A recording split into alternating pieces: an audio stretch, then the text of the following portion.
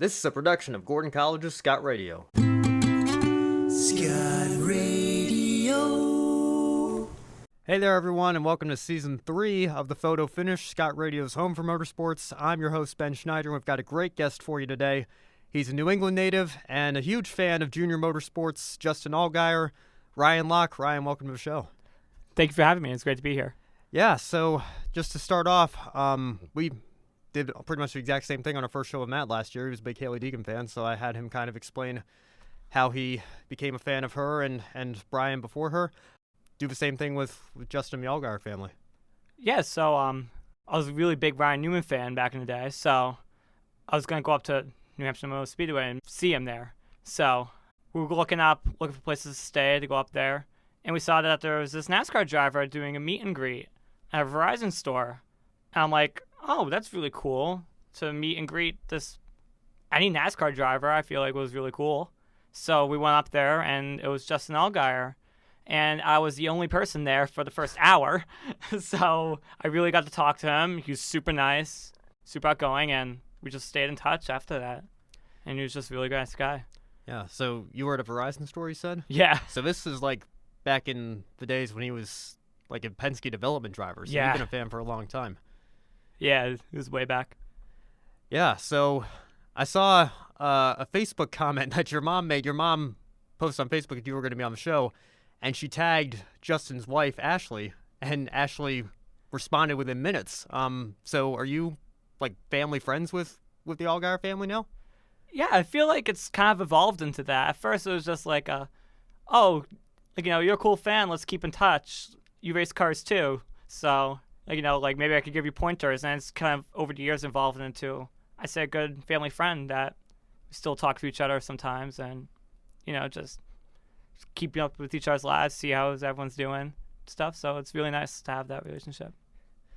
Yeah, well, Ashley, if you are listening to this right now, I do want to make one thing clear. You may see in the profile picture for my show, I'm standing next to Ross Chastain. I got to meet Ross at Dover last year. So I'll apologize for what Ross did to your husband at Watkins Glen. But in my defense, he was able to get Ross back, and Justin went on to finish fourth. Ross ended the day in the garage. So I feel like it's even. I feel like it's a couple months ago. So hopefully the two of them are good and it's all behind us by now. But yeah, really cool, Ryan, that your family's got that connection. So you were, did you grow up racing go-karts?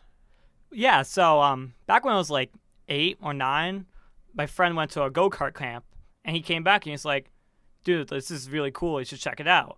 So I went to a camp at F1 Boston here, and I ended up really enjoying it, and it was like amazing. Found it really fun, so I ended up staying and joining the league there. I was there until I was like, I'd say 13, 14-ish. Wow.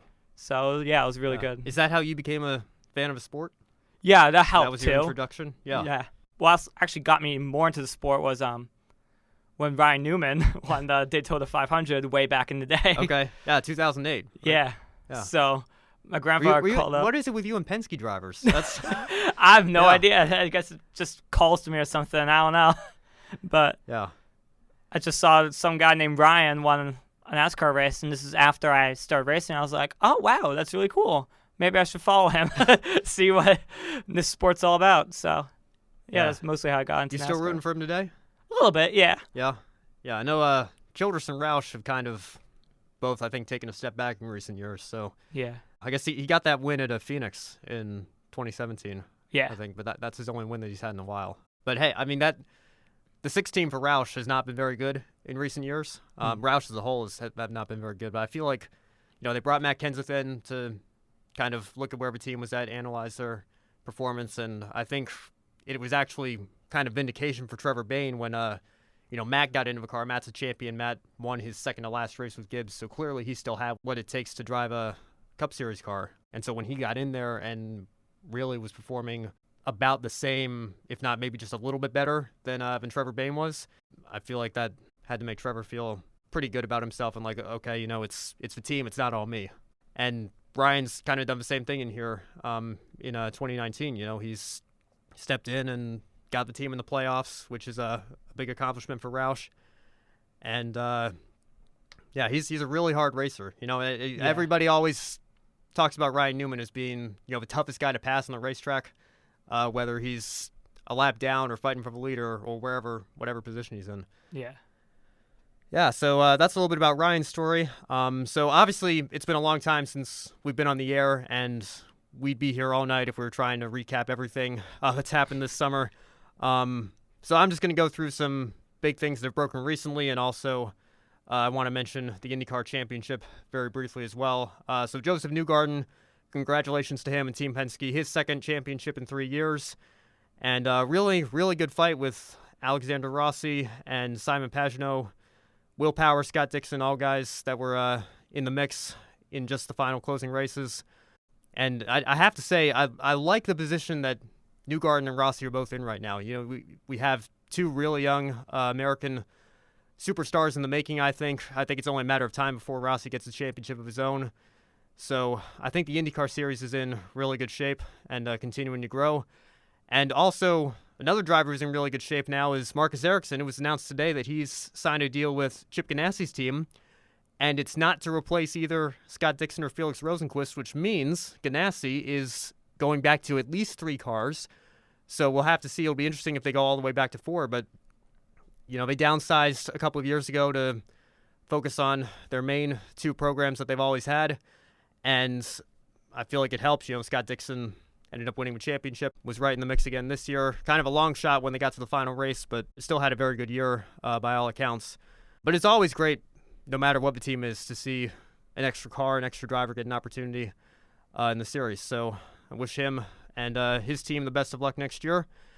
And one thing that broke this week that we've covered on the show a little bit, just throughout, seeing little pieces here or there, if the story was coming together or not, the whole ARCA K&N semi-merger. So, of course, NASCAR acquired ARCA about a year and a half ago. When was it? Was it April of 18? I feel like it was April of 18. Yeah. I could be mistaken on that. But sounds right. That whole deal's been coming together slowly but surely.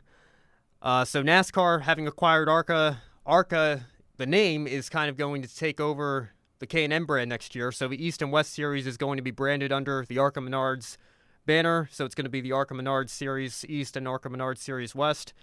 Schedule's getting shrunk down quite a bit. It's only going to be about 6 to 8 races. But the interesting thing here is there's actually going to be kind of a championship within a championship with the East Series, the West Series, and the main ARCA Series, which will remain at about the 20 races that it's been the past few years. Championship is going to be something like the All-Stars, best drivers, best young prospects from all 3 series coming together for 10 ARCA races in the main ARCA Series. And there's going to be a whole separate format for how that is going to work, but it's going to be another championship that these young drivers are going to have the opportunity to fight for. So, Ryan, I want to ask you, we've seen the K&N and ARCA car counts continue to drop rapidly in recent years. The rules packages are always so close. What do you think of trying to bring the 2 series together? I feel like it'll be good for the series because, they're both suffering right now. Yeah. So, bringing them together might just be enough to save them from, it's not doing as well as if you don't have any cars to race, then yeah, exactly. You don't have a series. Yeah, it just breaks my heart to see. I think back to the combo race this summer in Iowa, and when you bring the East Series together and the West Series together, the past few years easily been able to get a full field of 40 cars. They had 20 cars in that race. This is a combo race between the East and the West, and then ARCA comes there to Iowa a month later. They also have about 20, 21, 22 cars. So I feel like, as out of control as the spending is, and the fact that teams aren't able to survive and get their returns on investment, you have a full field. You've just got to bring them together and unify the series. I think it would be great to have as many development series as we can, but the reality is the state of a sport is the state of a sport, and if this is what we have to do to not let the quality of the racing and the quantity of the field sizes suffer, I feel like it could be a good move if NASCAR is able to pull this off and do something good with it. I am a little nervous just because I haven't had a lot of faith in the decisions NASCAR's made in recent years, and I think that's evident in the fact that you're seeing ratings and attendance drop. But hey, what do I know? I'm just a guy behind a microphone in a college radio booth and studio and everything. But yeah, and speaking of NASCAR's future, Austin Dillon, actually, this kind of came out of nowhere this weekend, but he tested the Gen 7 car at Richmond today. NASCAR's kind of given this term next-gen car. I don't know if that's going to stick around or not. They call the Gen 5 the car tomorrow when that was first released, but nowadays when we talk about it in history, hardly anybody says car tomorrow. Maybe because nowadays it's the car of yesterday, but everybody usually says, Gen 4 was when the sport was at the height of its popularity. Gen 5 was when everything kind of went, not totally spec, but, spec enough to the point where all the cars look the same. And then with Gen 6, we tried to put the stock back in stock car racing, and that could not be further from the truth, right? If you look at Austin Dillon's car, right, that's not a Camaro, right? That doesn't look like a Camaro that you'd see on the streets. So I've heard that that's kind of the main goal with the Gen 7 is that they want to actually get even closer to that production look and give manufacturers that individuality, which I think is good. I always make the comparison with F1. If you look at a Mercedes car and a Williams car, obviously Mercedes are far and away the best team and have been for years, and Williams are at the back of the pack, seconds per lap off the pace. They've got the same Mercedes engine, but if you look at their cars, obviously the Williams is not anywhere near as aerodynamic, so it can't roll through the corners nearly as well as a Mercedes can. And that's evident. You just have to look at the cars. You see the differences. Yeah. But when you look at a Hendrick Chevrolet or a Childress Chevrolet or a Stewart-Haas Ford or a Roush Ford, to the naked eye, they pretty much look the same. And then you go back to the Gen 5 era, and all the cars look the same no matter what the manufacturer was. So I'm hopeful for the Gen 7. I feel like it's an opportunity for NASCAR to kind of have a rebirth, and they gotta get the package right. They gotta get the cars right. But if it's something that turns out to be a good thing, then I think it can really be beneficial for the sport. So I'm looking forward to seeing the Gen 7 more in action. This test was closed to media and the public, although Austin did post a short Instagram video today kind of revealing what part of a car looks like. It's kind of weird. They almost have like a camo livery. I don't know if you got a chance to see it, but it's the visuals on the car. Like, I don't know if that's just to kind of keep the main features hidden to the naked eye so that they're not giving too much away, but looks like we're going to have to wait and see a little bit more before we get to truly get a picture of what this car is going to look like. All right, so I want to talk about the NASCAR races that have happened the last couple of weeks. I know, Ryan, you've gotten a chance to catch up on these. So let's start with K&N and Meridian, and I have to say this was probably not a race. It was more of a demolition derby, if anything. Derek Kraus won, so that's not too unusual, I guess, and he's basically got the championship all but locked at this point. But he kind of pulled the same move on Jagger Jones that Hailie Deegan pulled on him at Colorado. So, Ryan, I want to ask you about that. How do you feel about a bump and run versus a dump and run? Do you feel like there's a line that should or shouldn't be crossed? And when you're racing at the development level, should they be more lenient or less lenient? What are your thoughts on wrecking the leader to steal a win? I feel like in some sense that could just be racing. You could say that's just racing. But on the other hand, it's kind of a jerk move to do. Yeah. Well, I don't know. I don't know if Derek meant to completely spin him around. Yeah. But it was definitely. The question was to move too aggressive. I personally think it was a bit of a dirty move. Yeah. Certainly a dirty result. I don't know if there was a malicious intent on his part. I'm sure, Jagger bumped him up the track a little bit. I'm sure Derek was just trying to give a little bit of it back to him. But yeah, I mean, it is what it is. He won the race, and NASCAR has no avoidable contact penalties or anything like that they've got in IndyCar or F1 or anything. So he's basically got the championship locked. I've got to think. I don't see how Huddleston or Deegan or anybody can catch him at this point. So he's had 3 years in K&N. I feel like he's probably ready to move up to trucks. He's been doing some truck races this year for Bill McAnally. So I don't know that BMR has the resources to give him a full truck series schedule. But if he can maybe get some backing from Toyota, maybe there'd be an opportunity with Kyle Busch or David Gilliland's team. So it'll be interesting to see if anything comes of that for him this offseason. But he's got a much more famous teammate at BMR, Hailie Deegan, and I don't know what to do with her. And it's like, just before the race of Meridian, because she won the race of Meridian last year, and that was kind of when she became this overnight sensation. So NBC, the NASCAR and NBC Instagram page, and not this isn't like an account dedicated to K&N or of a local series or anything like that. This was the NASCAR and NBC account. So you would think if they're posting about K&N, it's a big deal, right? Yeah. Well, it was just the 1-year anniversary of Deegan's win. And then they mentioned she starts second. Great. I don't have a problem with that. But if you're going to promote the girl starting second, where's the post for Jagger Jones who sat on the pole? You know, where have your mentions been for Derek Kraus for all the races he's won this year? And people might say, well, that's just a gender issue. You know, there's a third driver, BMR, Brittany Zamora. She's a girl.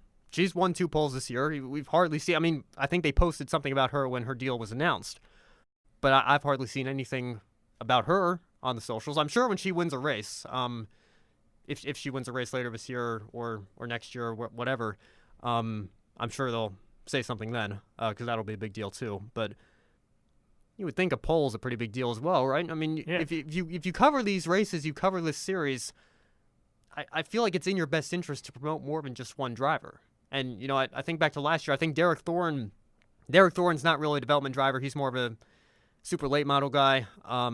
That's actually what he went back to race this year. He's not full-time in K&N anymore. He was just coming back to do a 1-year deal and win a championship, which he did. I think save for Sonoma, which is a road course, so it's a bit of a different discipline. I think it was in the top 5 every year last year. Won a bunch of races, easily won a championship. Nothing. Absolute crickets from NBC. But after Hailie Deegan won, I feel like every single day that week there was something about Hailie. You know, like Hailie's on NASCAR America today. She's on NASCAR Race Hub. She's on Access Hollywood. You know, she's all over the place. And I said this right here sitting in this exact seat a year ago when we had our first show then. The problem for me is not the media is pushing Hailie Deegan. The problem for me is that you're pushing her excessively. That's number one. You're overhyping her, and you've made it to the point where, if she gets in a truck next year and only runs 15th, what kind of look is that? That's you've hyped this girl up so much, and that's number one. Number two is you're hardly pushing anybody else. Like I feel like Derek Kraus maybe got 1 post all year last year, fighting for a championship.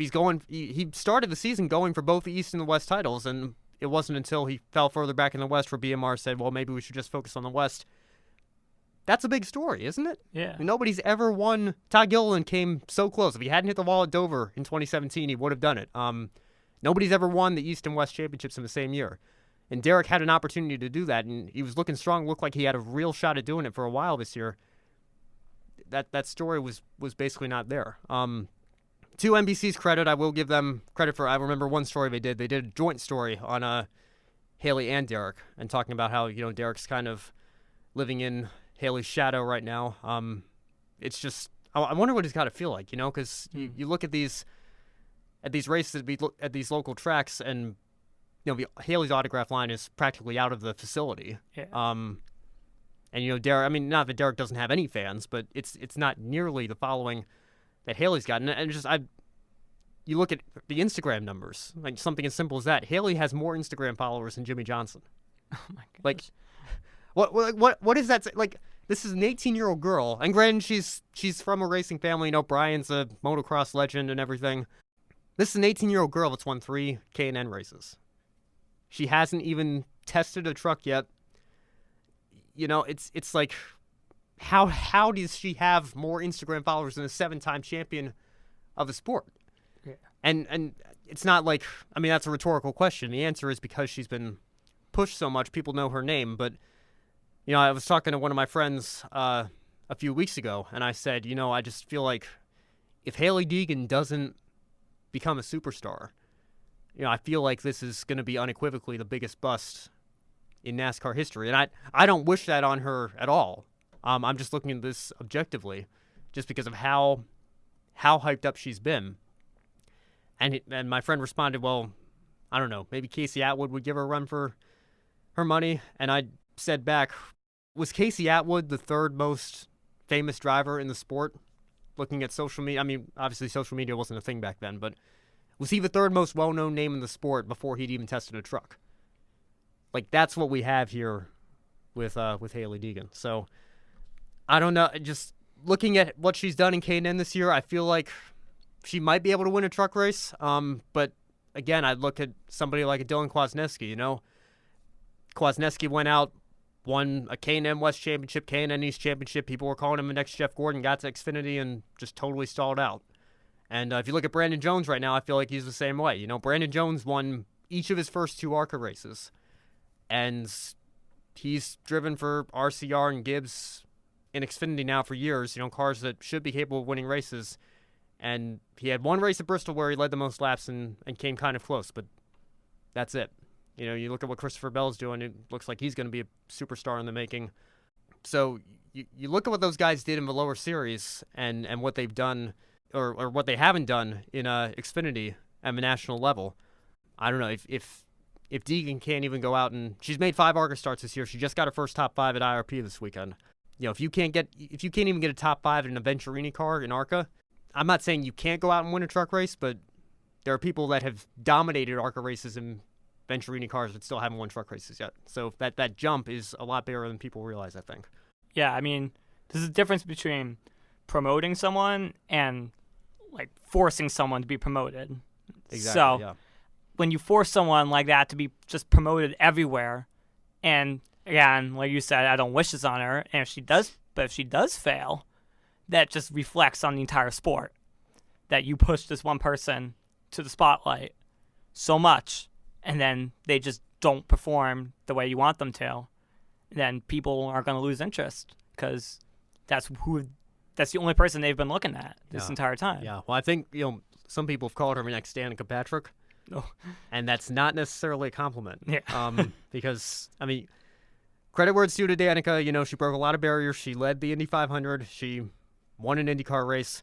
And I'll even talk about this a little bit, too. You know, obviously Danica's NASCAR career was pretty mediocre. You know, she drove for Stuart Haas. She only had 7 top 10s her entire career. And Kevin Harvick was out winning championships and going to the Final Four every year. I see people on Twitter occasionally saying, well, Hailie actually won something. She's already surpassed Danica.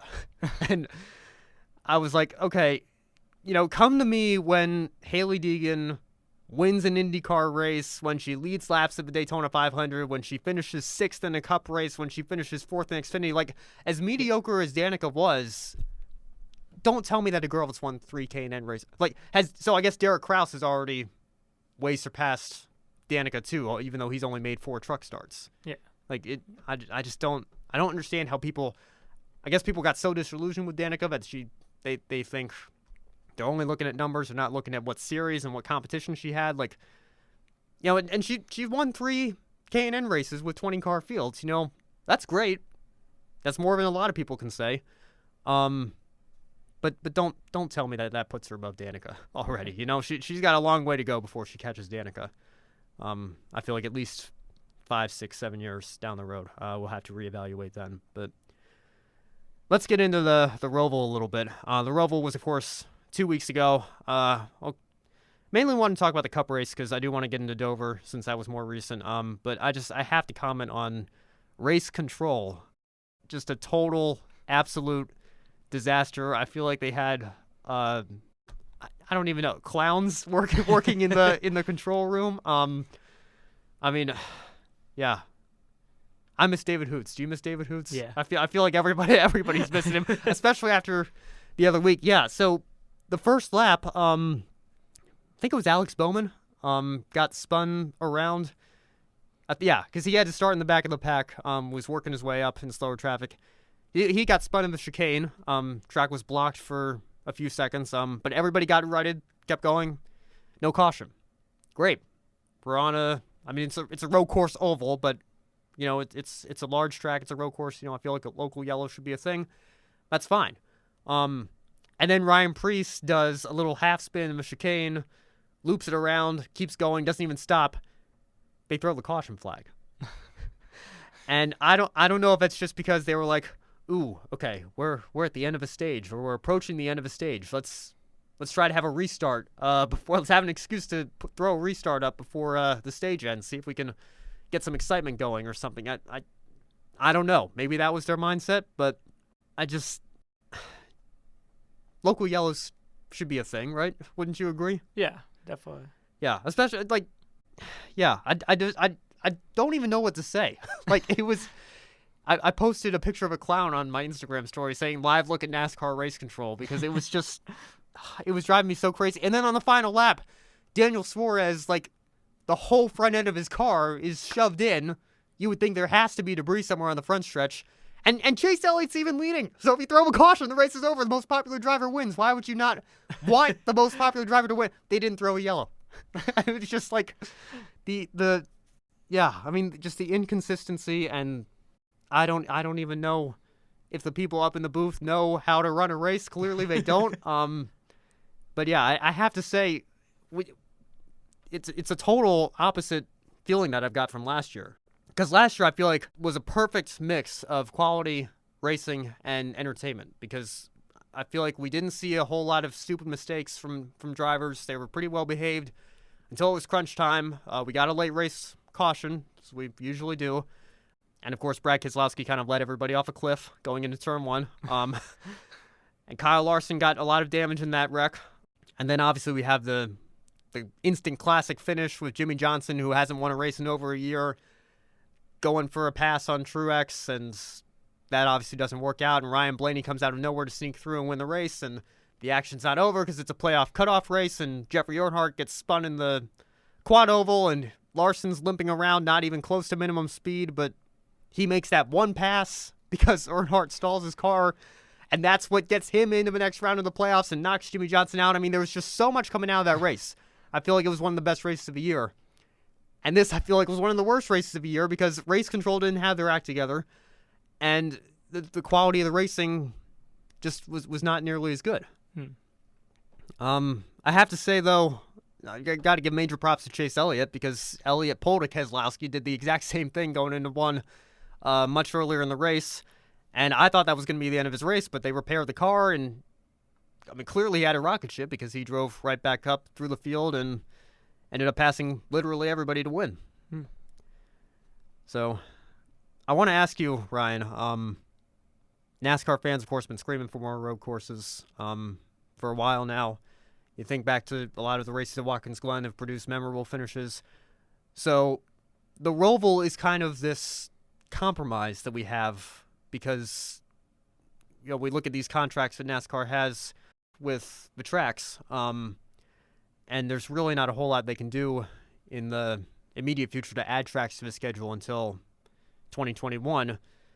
But Charlotte has 2 race dates. They have an infield road course, so they say, hey, let's turn one race into a Roval race. But it's not a traditional road course, and it produced a race this year, at least, that was very divisive among the fan base. I mean, I saw people on Twitter say it was the best race of the year. I couldn't disagree more, but everybody's entitled to their opinion. I don't know. Do you like the concept of the Roval? Do you think it's a viable alternative? Do you think we should keep it on the schedule?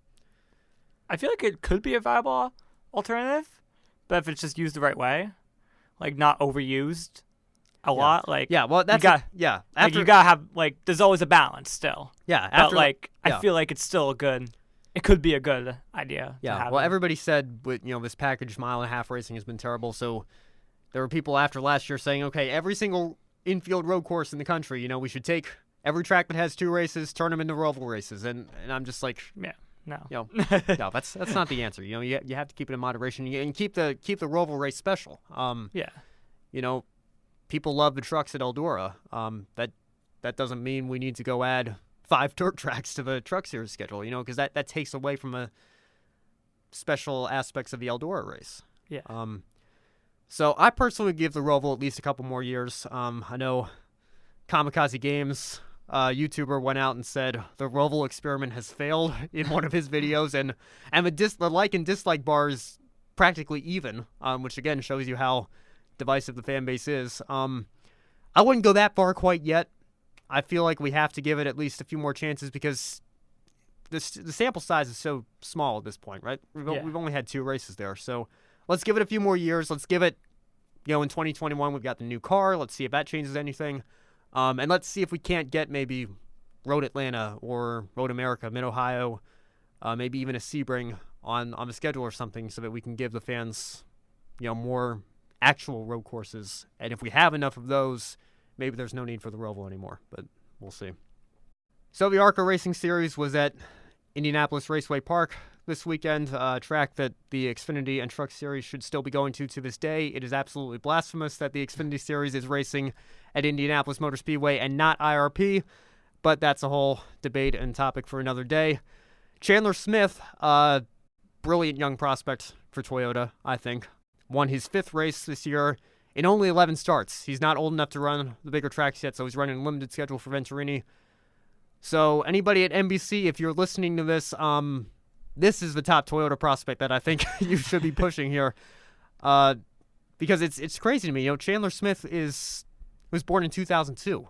Like, he's younger than me. He's younger than you. He's only a year older than my sister, who's still in high school. Like, it's crazy for me to think about, having grown up as a fan with all these drivers and seeing the new generation now as somebody older. The future superstars are all younger than us now, which is just kind of crazy to think about.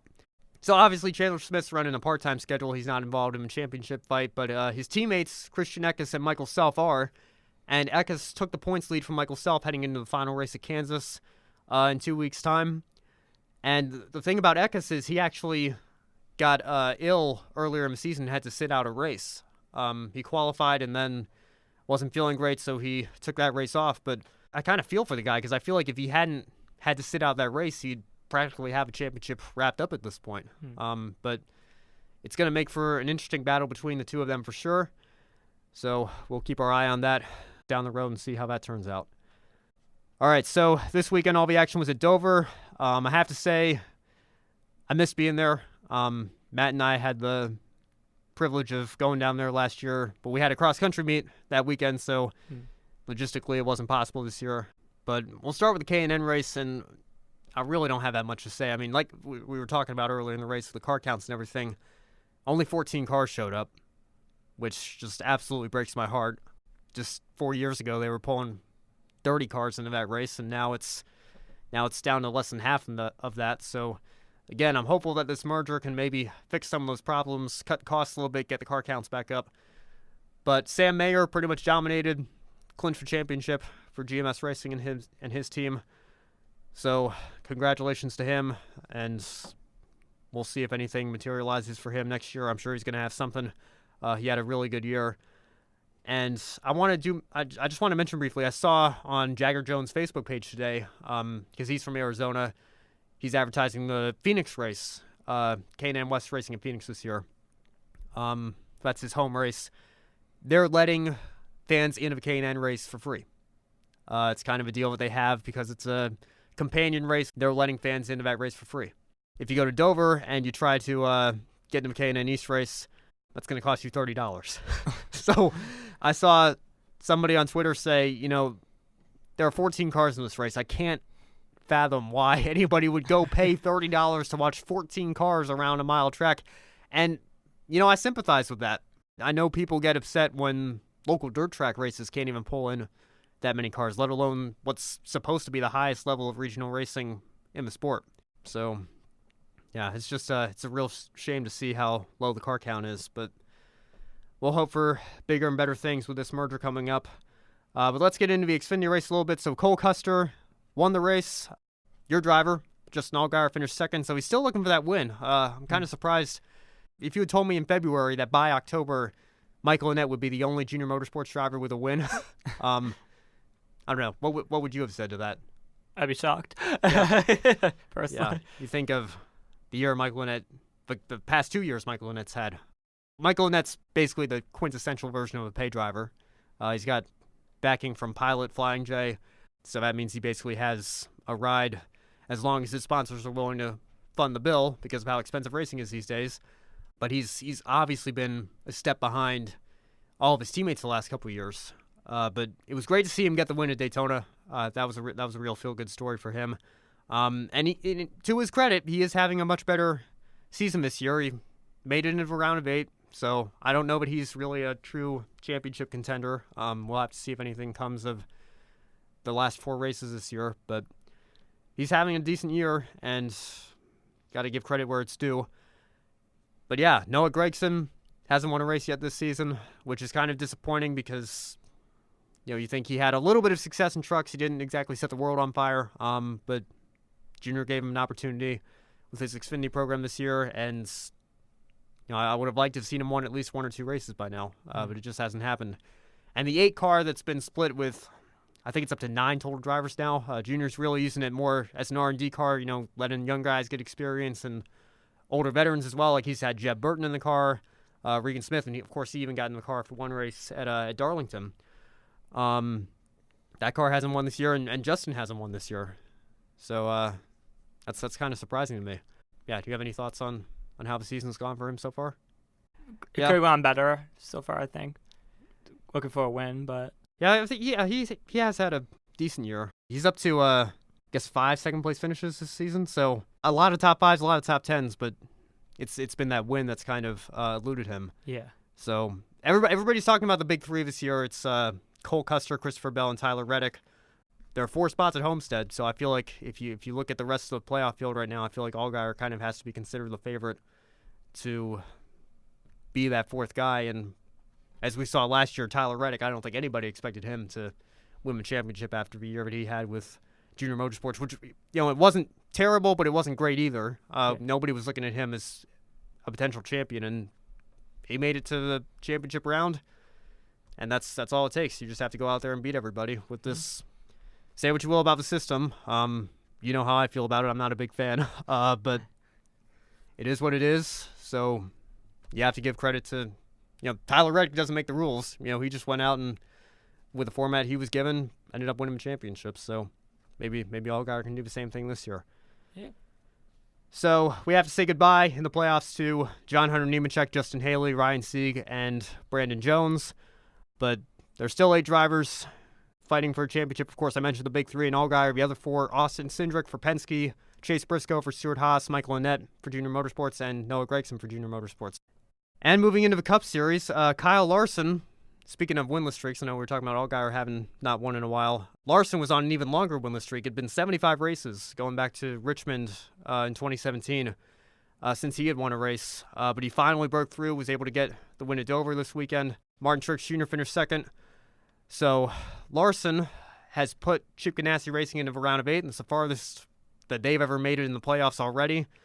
So I would think that's got to take a lot of pressure off him going to Talladega next week. I feel like he's probably going to be the only driver without any pressure going into Talladega. And I have to say I'm glad Talladega's not a cutoff race anymore, because that just didn't feel right to me as a fan. If we're going to have these playoffs elimination style, really, I don't like the fact that a race, as much of a wild card as Talladega is, if somebody gets caught up in a wreck, not if they're doing that, ends their championship hopes. I have a hard time. The legitimacy of this format, I feel like, is already suffering a little bit just because of the nature of it. But then to have something like that totally take you out of the playoffs, I don't think is right. So I feel like Talladega has a place in the playoffs because we should have as much of a variety of tracks in there as possible. But if we're going to have it there, I don't want to be in a cutoff race. So I'm glad that they've made that schedule change the last couple of years.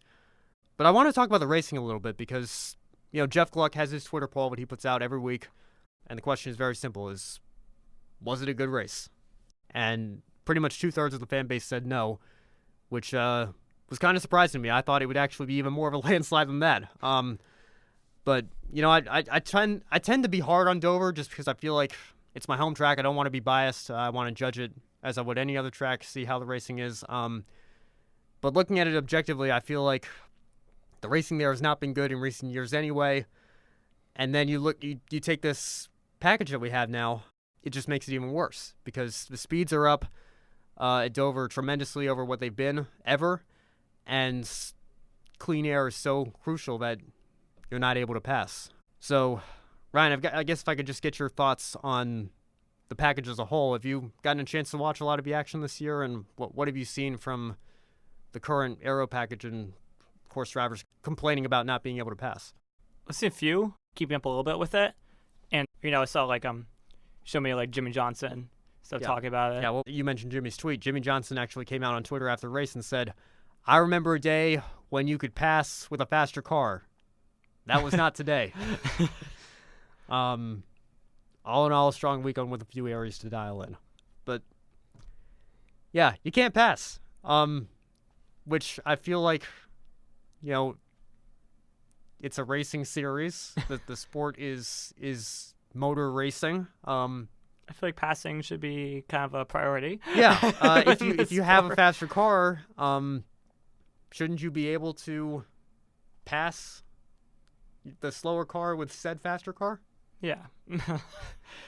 So what does that say about a package that doesn't allow you to do that?